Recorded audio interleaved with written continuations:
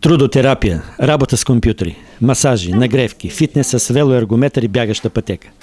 Това звучи като програма от СПА център, но всъщност е ежедневие за възрастните хора с увреждания в изградения с европейски пари дневен център в село Сокол, община Главиница.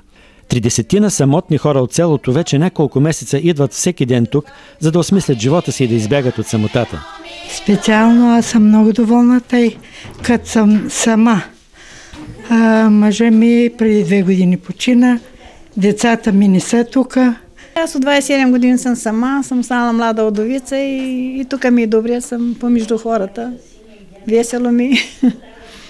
Медицинската сестра Небахата Кифова е сред най-често търсените от домуващите. Всъщност старите хора искат едно внимание от нас.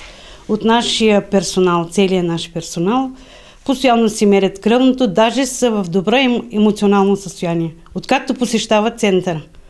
Най-голямото предизвикателство за възрастните хора си остават компютрите, но те не губят кураж.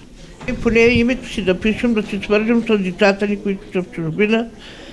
Трудничко, но с помощта на обслужващия персонал. Като съдим по думите на нашите потребители, това е един земен рай за тях и това им дава така желание да продължат своя живот така по-леко. Очакванията на всички са, че след като приключи проекта в края на февруари, финансирането на центъра да се поеме от община Главиница.